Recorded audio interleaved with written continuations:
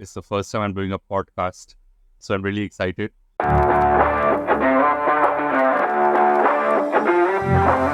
People need to sort of start moving out of their skin in East India.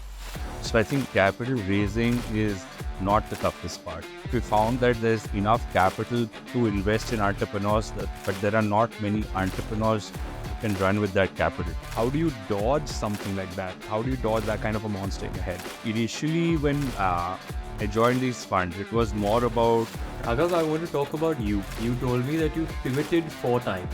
honestly speaking, when we graduated, September 11th happened, all hiring was frozen for 3 years. I think that was the first pivot. Third pivot was, that was the kind of the fourth pivot.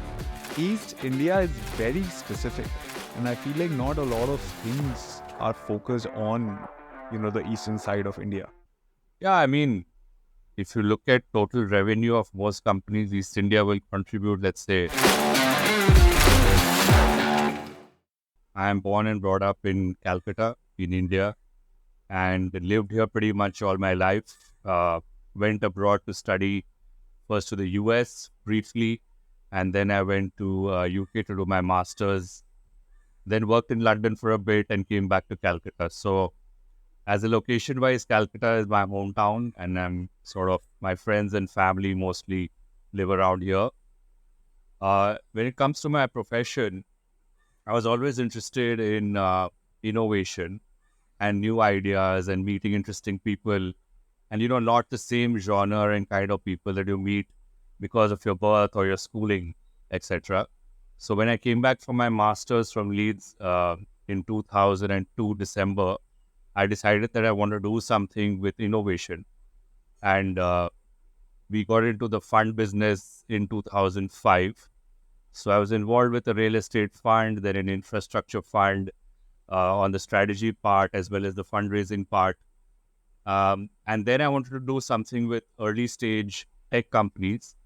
And I joined this company called Brand Capital, which is the wing of Times of India, which does an ads for equity program, and worked there for a couple of years. And then I decided I want to do something on my own now. And that's when I started this angel network called Calcutta Angels, which is an early stage angel network, which primarily had members and invested in startups based out of East India and also the rest of the country. And post that, I felt that there's not enough pipeline coming from East India. And I sort of started an angel mentorship platform called Neoleap, which is now 7 years old, and we've mentored close to 14 startups over there, mostly from East India. And lastly, I became a partner in Anchor Group, which is a Swiss-based company, which is a boutique fund management company that invests in early stage tech companies, and then also gets these tech companies to India by way of partnerships. So wearing multiple hats, and I'm a keen sportsman, so I play golf, which is my latest sort of passion. I used to play a lot of cricket earlier, and played a lot of sports. Let's roll it back. Let's roll it back to the beginning. So you talk about going to the UK and going to Leeds University. What was that experience like, and what caused you to go to the UK and not anywhere else? So I didn't go for my undergrad. I went for my master's. I did my undergrad in Xavier's, then I did an internship in a factory in Kota, Rajasthan, and then I was in Delhi. And all this while, I was basically figuring out what I want to do in my higher studies, right? Because I don't want to go and just do something for the sake of it and not know what to do when I come back. So I researched on what I really want to do, which is international business and stakeholder management, strategic alliances, early stage innovation. And I researched and I found that some professors in Leeds University are good and are well renowned in this field, not only in Europe, but also in Asia. And that's how I landed up in Leeds, because they have a good international business program and pretty diverse culture, big university. I like that. So, those were the two motivating factors for me to land up in Leeds. Where did this interest in international business come about? Like, how did that start? So I think it's not from a particular ecosystem that I was born or brought up in, because most of our businesses were sort of India focused. But I think as a person, I'm very outgoing, and I like to meet people from different cultures and different societies. So I think I always like to interact with people on a global platform, right? So that's why there are a lot of good universities in India, and there are universities in US and UK as well, which are focused on, let's say, marketing or finance or HR. But my sort of internal sort of nature is to interact with people from different sort of cultures and backgrounds, and that's how I think this international business interest came about. East India is very specific, and I feel like not a lot of things are focused on, the eastern side of India. And your love for East India maybe as a niche that nobody is targeting. Maybe that's what came about it. Or maybe you can expand on why East India. It is very different. Yeah, I mean, if you look at total revenue of most companies, East India will contribute, let's say, 5% of the total revenue. So in terms of revenue size, it's not going to be significant. But at the same time, there's an ecosystem here that needed sort of fillip. And, when I came back, everybody said, yeah, East India is not the place to be. There's not much action out here. But then I thought that's where the opportunity is, right? So we really created this angel network, and within 3 years, we became sort of India's third largest angel network. And we kept growing it and growing it, and then we merged it with another angel network. And the response from people who wanted to invest in startups was fantastic, because people did not have that opportunity to look at other businesses, given the fact that East India was sort of in the background, given the fact that there was 30 years of rule of a particular ruling party, which really took the state backward. But then the younger generation sort of grew up, got educated, worked in large companies, and then came back to Calcutta, and then they were eager to be part of the larger ecosystem. So the bridge that was created was significant for the entire sort of business community here in East India to take part in the innovation ecosystem that's happening in the rest of the country. So in a sense, yes, it was not keeping pace with the rest of the country, but there was an opportunity to sort of plug and play into what's happening in the rest. So I think that's where I played a part. For me, transactions are always very scary. For somebody out of college, trying to understand transactions is always like a monster. How do you conduct it? How do you open a fund? You hear about private equity funds and investment banks, but then you have to conduct all of these specialized transactions, and then how are they structured? There are such complicated structures. How does somebody who has just finished their masters come back to India targeting a very niche thing while India is very new in finance? How do you dodge something like that? How do you dodge that kind of a monster in your head?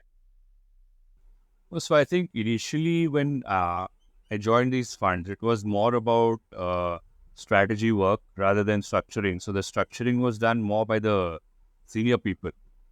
So the strategy work included things like, understanding the competitive ecosystem, which markets to go after, which particular verticals to look at within, let's say, the infrastructure space.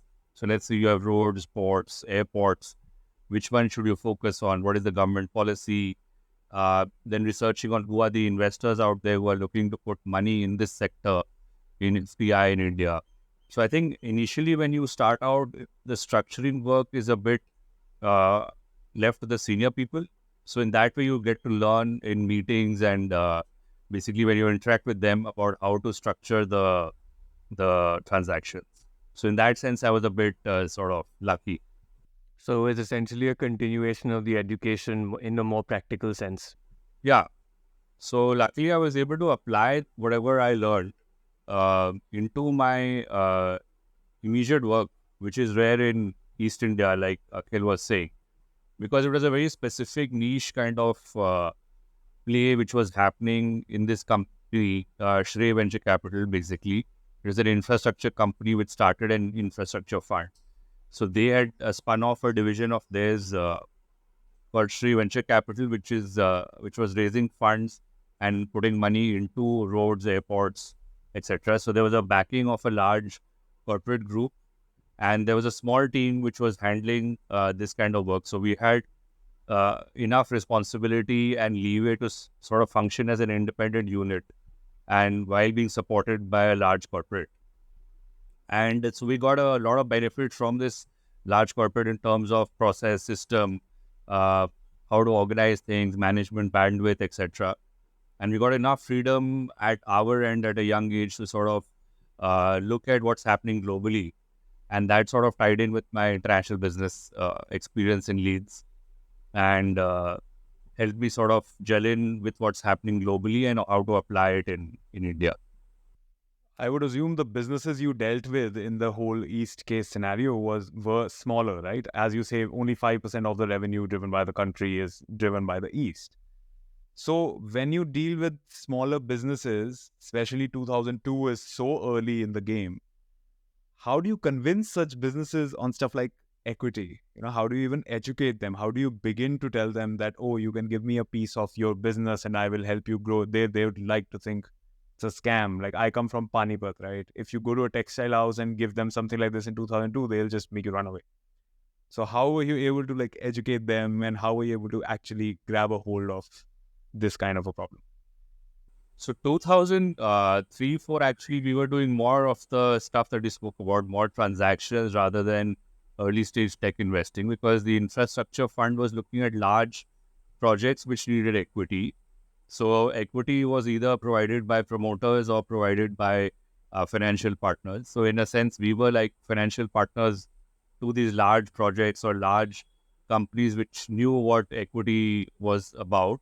So from 2003, 4 to 2012, I was 2010, I was doing a larger kind of uh, corporate work. So there it was not so difficult because it was more at a top holdco level where the businesses are already mature and they already have enough exposure to this ecosystem of taking equity from outsiders. But at the same point, there was an issue in terms of valuations, because I think the valuation part was not very well understood in the unlisted space. So if you ask me about what were the sort of challenges that we faced, it was more about promoters not understanding that the valuation in the unlisted space is different from listed space. Because in the listed space in India, people still look at, what is the profit of the business, what are the EBITDA levels, the PAT levels, etc. But in the unlisted space, it's about, customer acquisition, growth story, management team, all of that. And the two valuation parameters might be vastly different. So when you go to the LPs, let's say the limited partners who are the investors into the fund, they will also question how you are valuing the startups. The promoter will also sort of question how you are valuing the startup.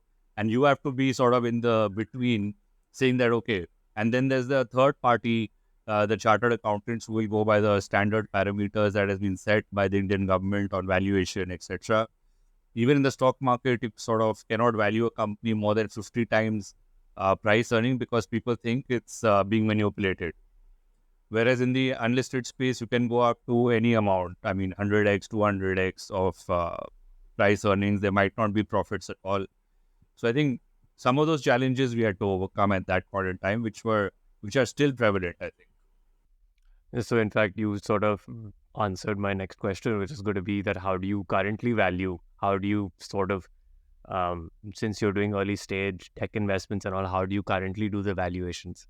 So, I mean, there's not one benchmark. If you're in an industry which is well recognized and there are a lot of players that have raised capital earlier, then you benchmark it with those players, because there's already a precedent over there.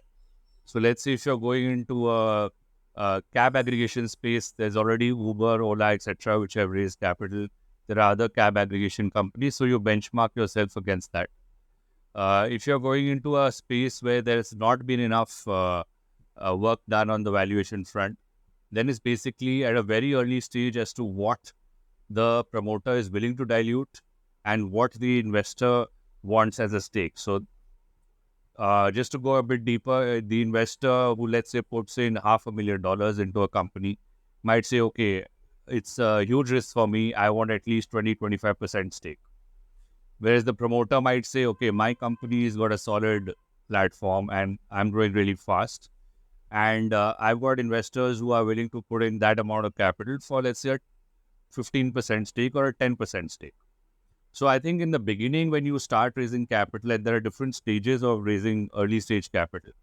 I'm talking about the seed stage, past the friends, family stage. That's when it's basically a negotiation between what the promoter is willing to give and what the investor is willing to take. So it's more of a give and take sort of relationship. As you move up the value chain of funding, so let's say when you go to venture capital, that's when some numbers start coming into play. Like, if you have $5 million of revenue, you'll be valued at a multiple of your sales. If you have a large sort of EBITDA margin over there, you might be valued at, the promoter might say, okay, I want to be valued at the EBITDA multiple because I have a very high EBITDA margin. Somebody might say I have very high growth in terms of customer acquisition. So I want to be valued in the number of customers that I'm growing and the database that I'm creating over there. So for example, a PTM will say I'm growing a large number of customers every year. I'm doubling it every year. Revenue might not be consummate to the valuation, but the ecosystem that I'm building is going to be phenomenally valuable and you can cross-sell products. So I think it's not one really benchmark when it comes to valuation. It's all different kinds of stories that are built across different verticals that people need to sort of look at the value, that inherent value that business brings to the market. I wish to talk about the transition of India from asset heavy industry to the asset light industry, right? So if you talk about production houses, if you ask them what their valuation is, they'll tell you my land is worth this much, this machine is worth this much, this machine is worth this much. I am worth my machines plus my land value, right? And how do you go to such a company and tell them the existence of something like an EBITDA multiple, right? Or tell them the existence of something like a sales multiple? And what kind of reactions do you get to some of these founders who are unaware of such a scenario? Or are you even involved in any of asset heavy companies? So we are involved with manufacturing companies more on the technology side. So if you look at what we are doing with our Swiss company, Anchor Group, which does work with industrial tech. So here we are looking at manufacturers who want strategic alliances with these industrial tech companies. And a lot of times the manufacturers are looking to invest in these industrial tech companies, not the other way around. So we are not looking at manufacturers where we want to invest. So we actually have not come across this issue till now because we are dealing with techpreneurs. Techpreneurs are basically technology guys who become entrepreneurs. So there, the valuation aspect is again from the manufacturing or the traditional business side, where they say we don't understand the valuation of the tech company. So actually, we have never gone to a large manufacturer and said, okay, we are going to value your company and we are going to invest because we don't play in that space. But just top of my head, I can say that, the entrepreneur will still, in India at least, look at what are your assets in terms of land, like you mentioned, land, machine, customers, and profit. So I think those are the 4 parameters that traditional business houses look at. But I think what also one needs to factor is what is the use of technology in your manufacturing operations. For example, are you using predictive maintenance, for example? So we worked a lot in predictive maintenance. So are you using predictive maintenance technologies to increase your efficiency? So let's say there's a machine in the field, you're in an oil and gas company, you have massive machines which are remote in nature. You cannot even have access to those machines. So you put sensors over there, and those sensors will give you data and feedback as to what is the status and the state of the machine. Is there any wear and tear? What is the status, right? Now, a person has to go manually in the traditional way, go and look at the machine, inspect it. It takes time, there's downtime, and then give the feedback, then analysis happens, and then the machine again starts, right? So there's a lot of time wastage.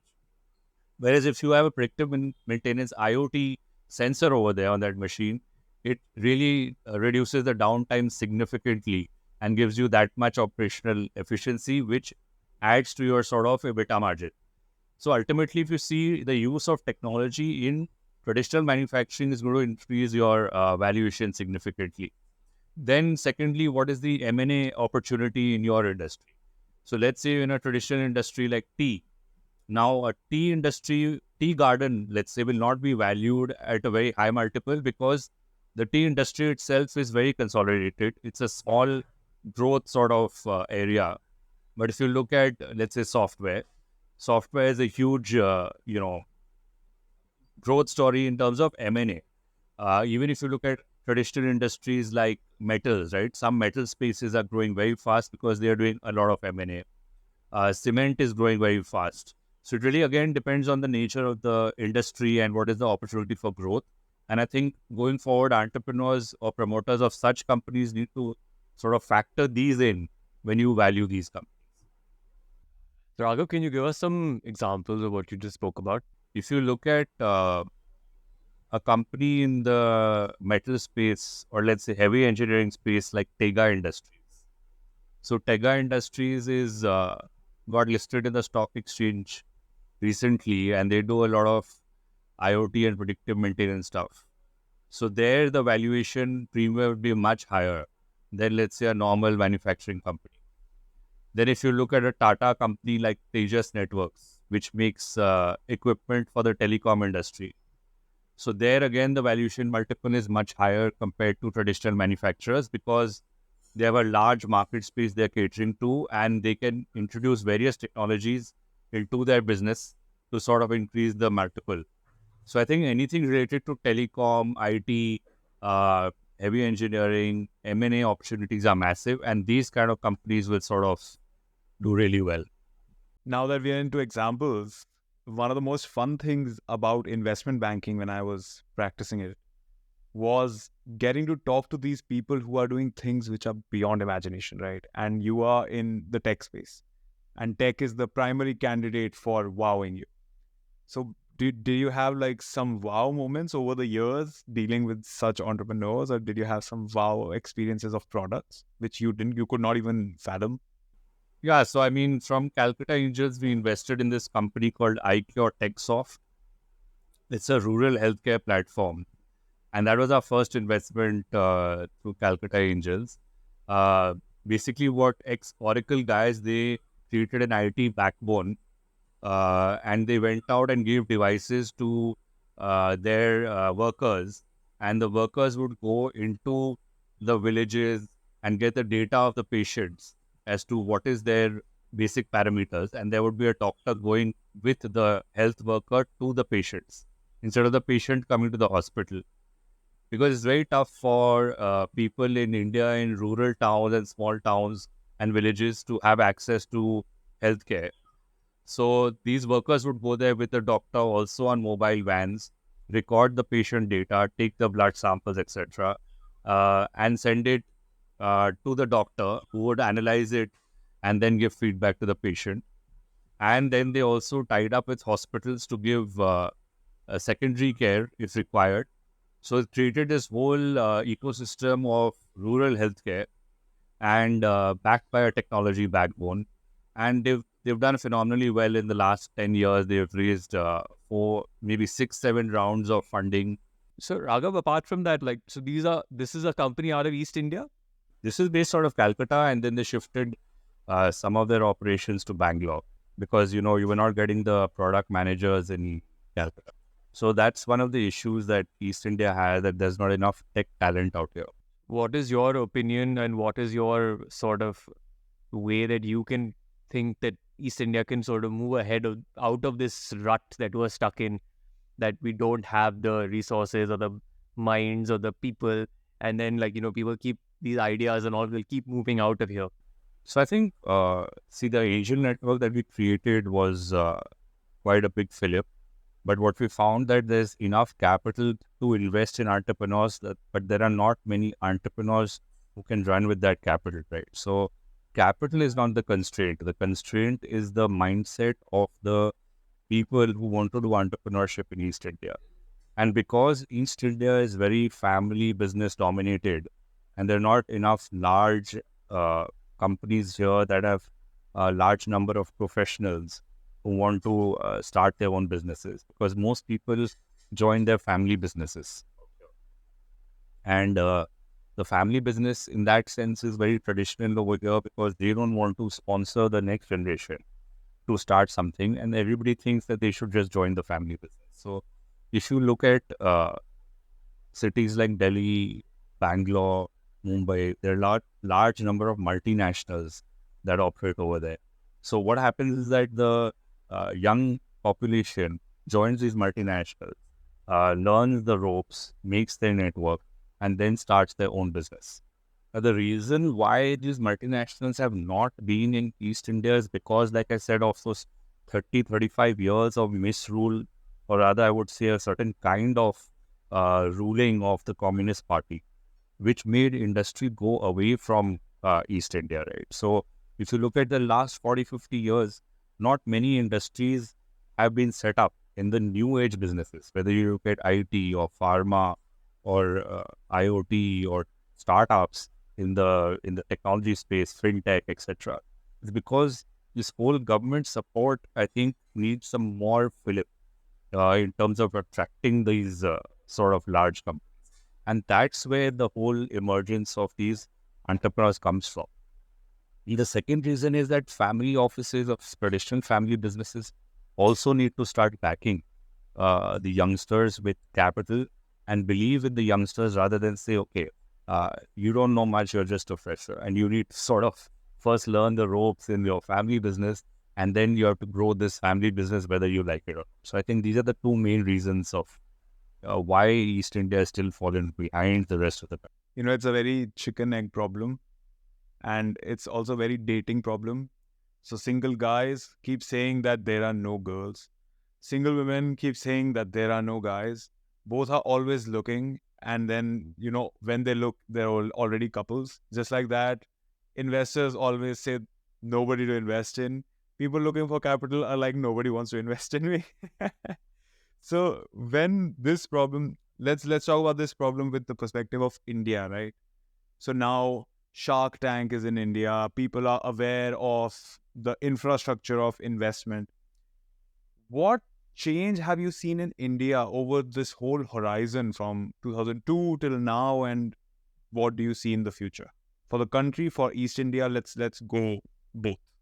See, for East India, I can say that being here for last 21 years now working professionally, is that the entrepreneur has to do a lot of things himself.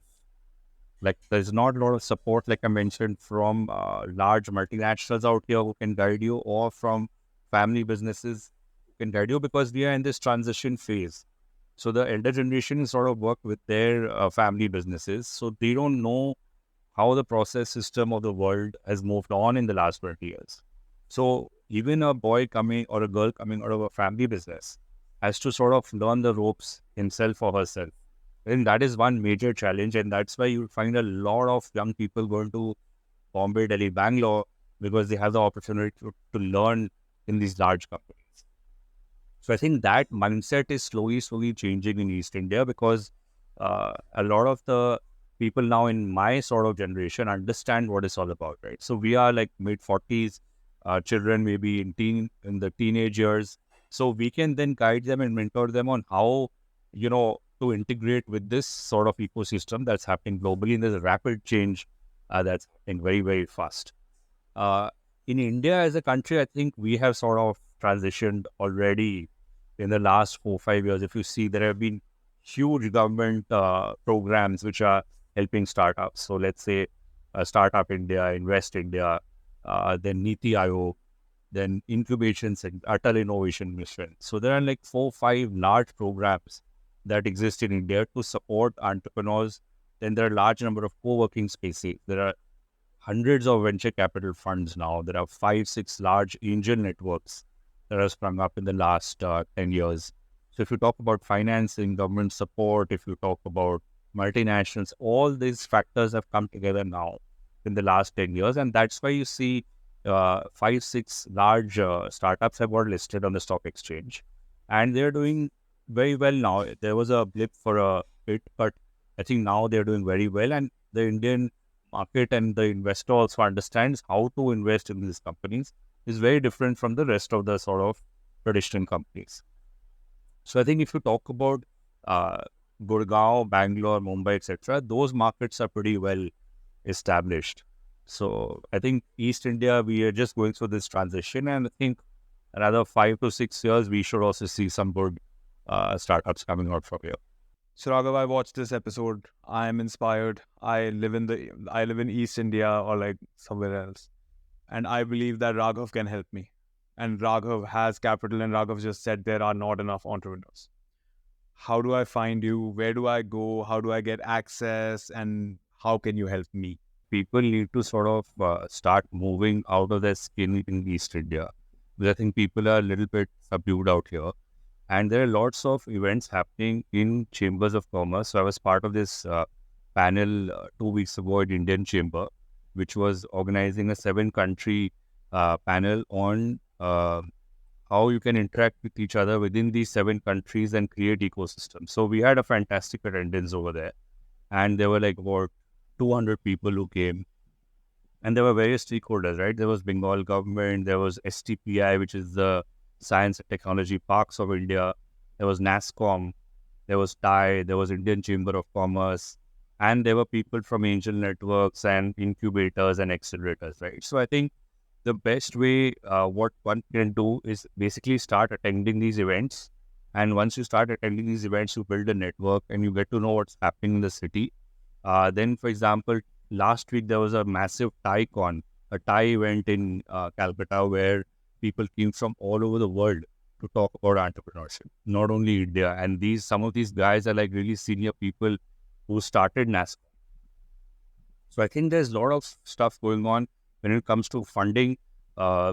We started the Angel Network, but then because we realized there's not enough pipeline here, we sort of merged it with Mumbai Angels, and then India Infoline actually bought it over. So, if a company like India Infoline, which is a massive company, sees value in these entrepreneurs and startups, so there is enough capital that can be got. I mean, capital can be also got from outside the city if there are enough startups here. So I think it's not really about the money. It's really, again, about the entrepreneurship culture and the startups and the ideas. And also, lastly, the long-term vision that the entrepreneurs have. I think that is sort of lacking. Raghav, how does one get to know about these events? Like you're talking about these 2 or 3 events that have taken place in the last 2 3 weeks, and I for one have no clue with like how to get hold of them and how do are they open for all? Are you is anyone and everyone allowed to come here? Yeah, so I think if you just search the internet about startup events in Calcutta, you'll get a lot of sort of events popping up. I think IIM Calcutta, IIT Kharagpur, these institutions, St. Xavier's College. So if you talk about educational institutes, they organize a lot of events. If you just read a lot of hoardings, like Taikon, I know had a lot of hoardings in the city put up in various places as to, when the event is going to happen. So I think one just needs to sort of search the net a bit, look around, read the papers, and I think you'll get a fair idea of what's going on. It is a very straightforward answer, and yet it doesn't hit you because we've been thinking of how do we reach out to more founders and how do we find more founders. And the answer is like search the internet for entrepreneurial events. You find more founders, right? So you don't think of it. I feel like another problem that a new entrepreneur, probably like a first generation entrepreneur, faces: how do you overcome the fear and how do you dodge society of the question of why don't you just get a job, or XYZ has a job, or XYZ does a family owned business, just get that? How do you dodge that and how do you fight against that? I mean, it's firstly, people need to convince, I think, the parents that, maybe what is in the family business is not my area of interest. So if I'm really not interested in that, practically speaking, I'm not being able to sort of give my mind to it, right? So I'm just going to go sit around people, do some work and come back, but I will not be able to get interest and really grow that business. So as a person, you have to convince people around you, whether it's your family, friends, whatever, that you need to be doing something which you're really passionate about. And this keeps coming up in conversations that I have, is that you must find your passion, right? If you have your passion identified, you will have enough convincing power and beliefs in what you're saying to people that this is what I really want to do. And people see that, right? Whether it's So I've got a daughter. If my daughter tells me with a lot of passion that this is what I really want to do and this is how I'm going to do it, of course, if you go and say, I want to do this, but I don't know or I don't have any idea how we're going to do it, then people might not believe you. Because the initial years when a person finishes colleges, you have to build a lot of trust. Because people will say, okay, you're a fresher, you're maybe academically, you're great, but you don't have any real world experience, right? And this is the card that elders should always play, that I have more real world experience, where you don't have any real world experience. So I think that bridge needs to be crossed by giving facts, stating about your passion, showing a sort of roadmap as to how you're going to achieve it. And then I think people are also willing to sponsor because capital comes at the end. So what people normally think entrepreneurs is that we are going to first go and raise capital.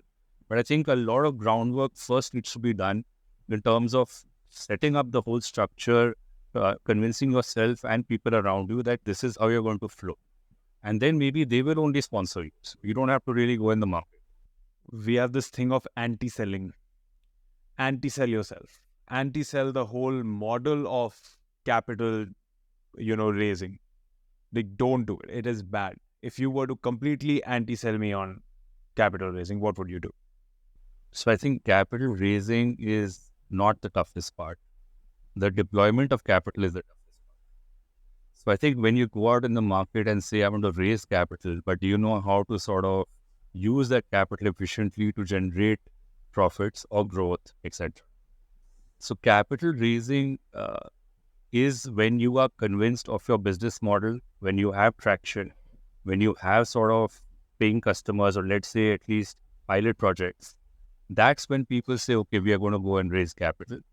Secondly, if your business is a cash generating business, you don't need to raise capital at all. For example, there are a lot of businesses which from day one, they earn revenue, they are profitable. So why should you raise capital?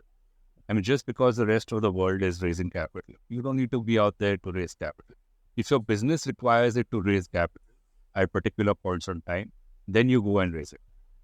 Otherwise, you just focus on your business model, operations, hiring people, getting customers, etc. Raghav, I want to talk about you. You told me that you've pivoted 4 times. Can we get into those pivots? What they were, why they happened, how they came about? I mean, when I graduated, I wanted to join a large multinational based out of London. I love the London life. Like any Indian would say, like New York and London is the place to be, right? Because we've been fed into a system that, these are the places that where you should live because that's where all the action is. So honestly speaking, when we graduated, September 11th happened, the attacks took place and all hiring was frozen for 3 years. So I don't know if it was lucky or unlucky, but I had to come back to India at that point in time. So the mindset of finishing the MBA, working in London, etc., was gone. So I think that was the first pivot that I had to come back to India and sort of see how to do things in India. Second pivot was, join the family business. I tried to do that for a few years, but it did not work, right? So that was the second pivot. Third pivot was working in large funds. So I worked in large funds for 6-7 years, large companies, got to know processes and systems. But after a while, it was too sort of process driven for me, and I'm more entrepreneurial. So I quit that and started my own ventures. So that was the kind of the fourth pivot. And then within the entrepreneurial journey as well, I started Calcutta Angels and Neoli. But then I found I needed a larger team, which is more globally sort of exposed. And then I became a partner in this Swiss firm called Anchor Group, which was the fifth pivot. So you see, like in a span of 20 years, there've been 4 or 5 pivots. So that's how my journey has been. What does it take for someone to pivot? Like what internally does it take? Other than just the support system, you had to leave a huge chunk of money to chase a dream. So how does your mind work and something like this? I think it's basically about, are you happy with your daily work, right? When you get up in the mornings, do you feel happy about going to work or working from home, whatever? Does it really satisfy you at the end of the day? And I don't think it's driven by money, really. It's driven by what you are intrinsically as a person. It's driven by what kind of ecosystem you want to build with, what kind of people you want to interact with. I might be making a lot of money in my family business, but what kind of people? I mean, if you're doing a real estate business, you're mostly interacting with a certain set of people who are centered around real estate. But I might not want to build that peer group. So that's why I chose to move to the fund industry, because you're dealing with a certain kind of people there who are sort of, luckily for me, globally exposed, well educated, and want to do new things, right? So there's a certain kind of curiosity that keeps you going. So I think for me, that was very important, like curiosity in people, and that's the kind of ecosystem I sort of built. So, Raghav, what gets you up in the morning? Well, just all the things that I mentioned, really. Uh, yeah, golf for sure. Golf is like an early morning thing. No, but golf also helps because it really teaches you to focus. It teaches you to overcome challenges. No matter what you do, there will be a challenge going forward. Just focus on that particular shot and focus on, forget about the previous shot and forget about what you're going to do in future, but just focus at the present moment. And also curiosity, right? Driven by knowledgeable people who are trying to sort of create an impact. So the entrepreneurs I talk to, they are trying to create an impact. They are driven. My team, which is cross-functional, is driven to help these entrepreneurs sort of achieve their goals in life. And technology transfer to increase process efficiency, get more innovation in the world, really. And we are also doing circular economy, which is to do with the environment. So I think all of these kind of things put together really sort of keep me happy. So one last thing before our last segment that I have for you. I watch this and I want to be Raghav. I want to have the funds and I want to be able to talk to people. What kind of understanding do I need? What kind of money do I need? And is there anything else that I need to become Raghav in today's world? I think it depends on the kind of business that you're doing. I mean, money amount will vary from business to business. So really, I don't want to comment on that portion because let's say if you're doing a very small startup with a small market size, you don't need that much capital. But if you want to do a startup, like let's say nowadays, Chat GPT is the buzzword. The whole world is your market. You'll need massive amounts of capital to sort of get there.